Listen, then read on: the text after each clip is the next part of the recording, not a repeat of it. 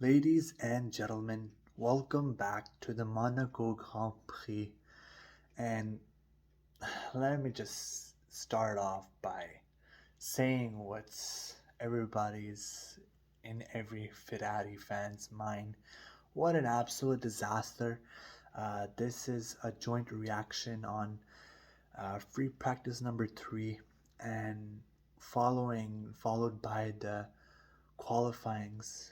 But what a disaster for Dai. What a disaster for both the hometown lad, Charles Leclerc, but also Carlos Sainz. What a disaster. I mean, it looked good yesterday. We had a good session, and I had a bit of a hope.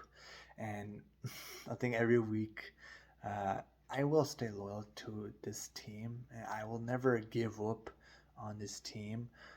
But of course, I'm gonna be heartbroken, and this is my feelings at this very moment. And seeing what happened in free practice number three and then qualifying's just what a just not a good day at all for our lads, just not looking good.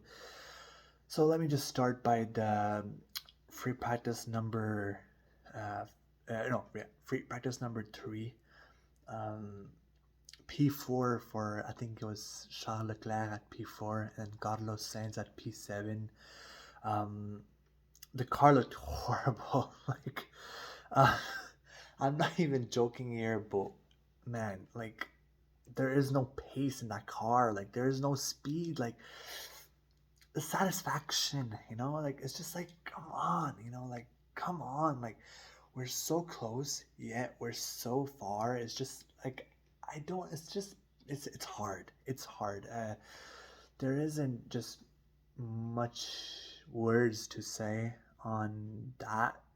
But just there's no just no pace. There's no um, speed. There's no we're fast enough to stay at the top and compete against um, you know not even Red Bull at this point, but to at least compete with Mercedes and Aston Martin.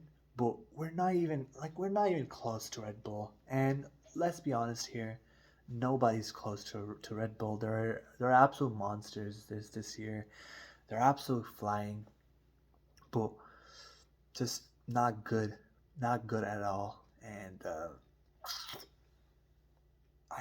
I, I can't talk more about this whole um, how do we say, just weeks of performance. I may slack a bit. I am a little slacking at the moment, but there isn't much more I could say. It's just I always come back and every video I've realized that I always make the same thing. It's always like, oh, the the pace is not good, the tires not good, mismanagement.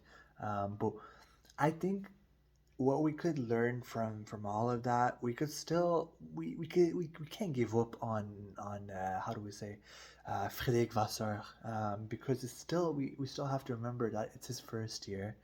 And of course we want results right away. That's just how F1 is. And it's not like any other sport, right? You see in football, or you see in ice hockey, you see in just any other sport you can think of. Even I would say tennis. Even you have time to develop yourself. You have time to fix your mistakes because the season is very long. But in Formula and in any other motorsports, it's a long season, right? It's only 20. I think it's what now it's 24 race. No, 23 actually, since Emiliana Romagna, Imola, the race in Italia has been cancelled. So now it's 23 now, but it's only like 23, 24 races per year. So um, the margin of errors are very, very small. If you think about it, and if you look logically, of course, for the more basic fans, it's more like, oh, I'm just here to watch Formula One, and whatever happens happens. But for fans like me, and for the fans like you guys, like the fans who are truly diehard, who are truly loyal to the sport, know how much time is very small in this sport and in motorsports as a whole.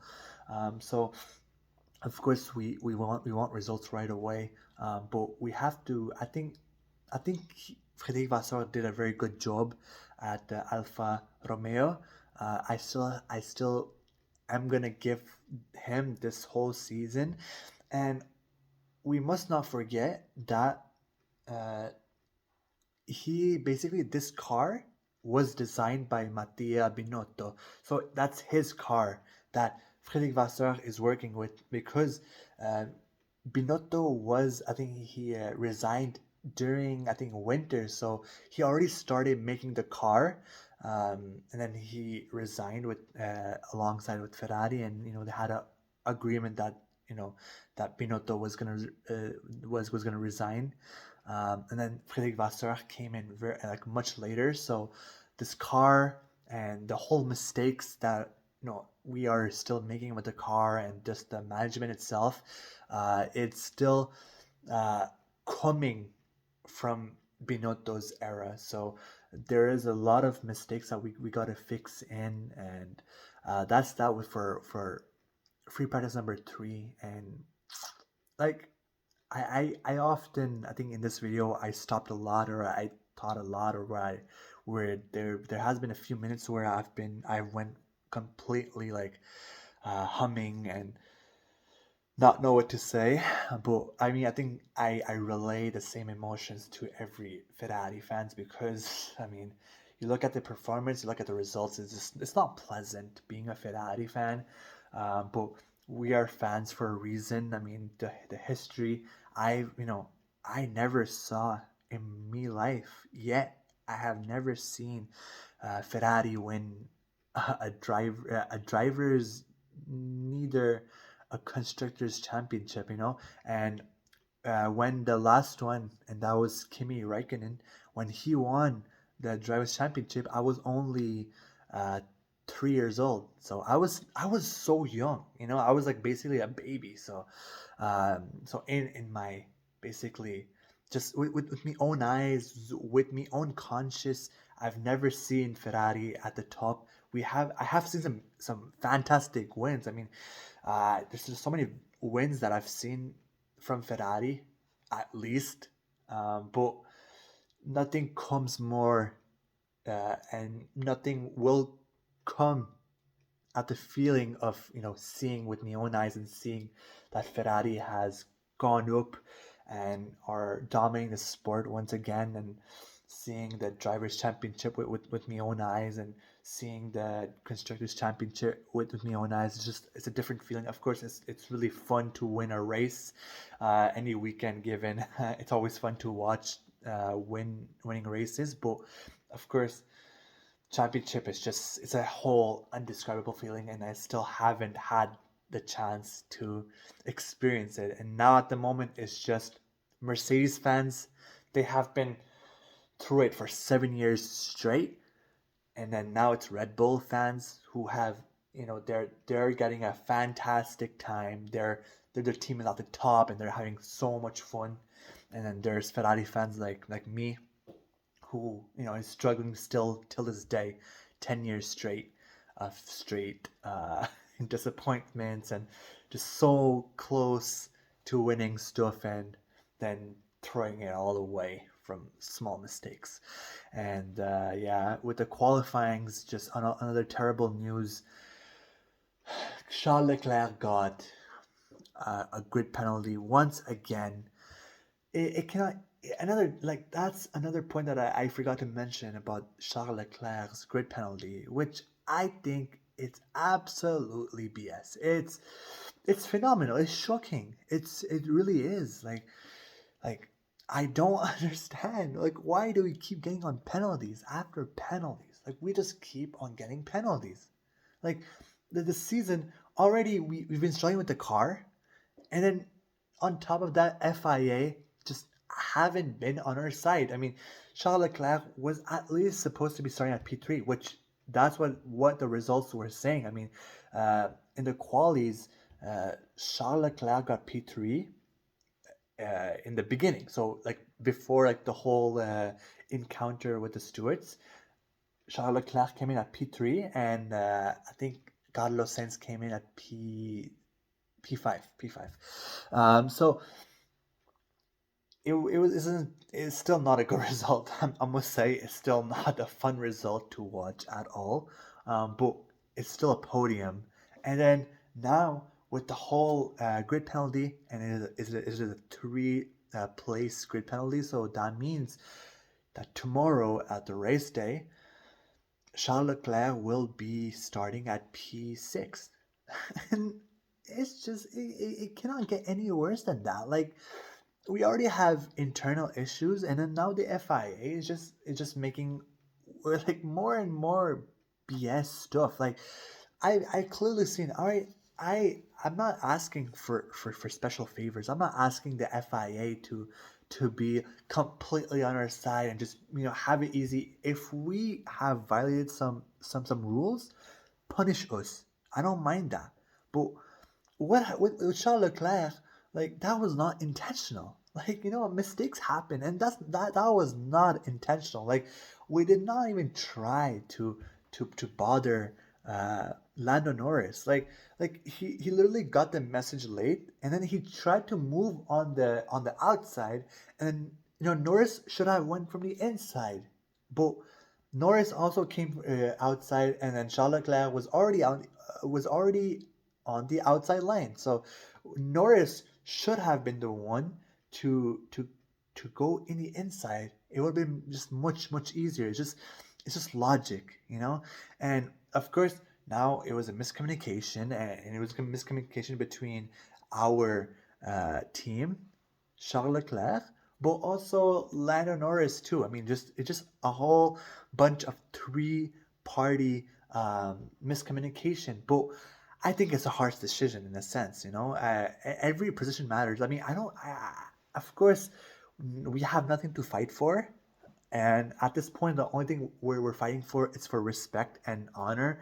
Of course, we don't wanna. We still want to compete. We still want to show competitiveness and show some sportsmanship. You're still at the highest.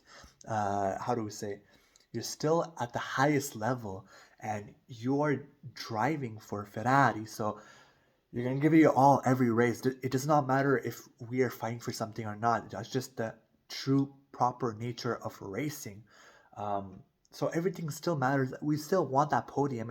See, like, I still have the hungerness. I still have the fire in me to fight for every single position, even though it's not P1. But I still want a podium. And Monaco is gonna be, it's a little more different. Like, there isn't much racing that's gonna happen, and I believe that Max Verstappen is gonna win the race tomorrow.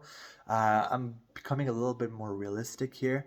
Monaco, it's extremely difficult to overtake and have a proper racing where two pilots really go at it, and you see position changes and overtakes, and just proper good old racing. The only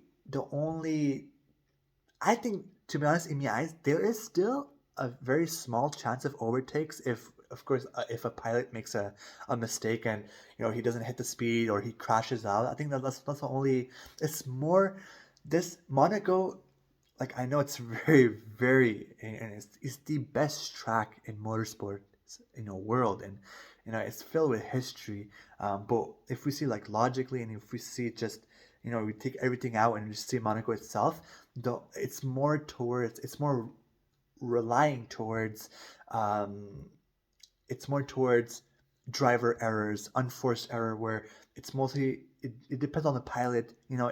Either he crashes out, or team mismanagement. It happened to us where we called in Charles Leclerc and Carlos Sainz, and it was double stop, and then we screwed last year Charles Leclerc's race. We were supposed to win that race. It was ours, and because of team mismanagement, we screwed his race, and we totally screwed that race for Charles Leclerc. Just absolute heartbreak. It's a race that I really want to forget as a Ferrari fan, and that really broke me heart. Seriously, man, I just you're screaming at the TV, but you're just like you can't do anything. You're just like it's like it's like seeing your sink ship basically. It's like seeing your house. It's like if you see your house on a TV and you're outside, so you're in a different city, and you see your house on the TV, and it's like burning right in front of your face, and you can't do anything about it.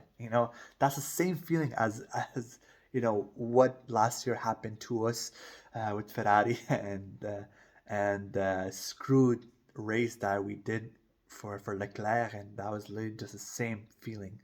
But yeah, that's really just that, and like Monaco, it's difficult. The only thing we can rely on, if Ferrari needs a chance, is basically more towards um, pilot's error.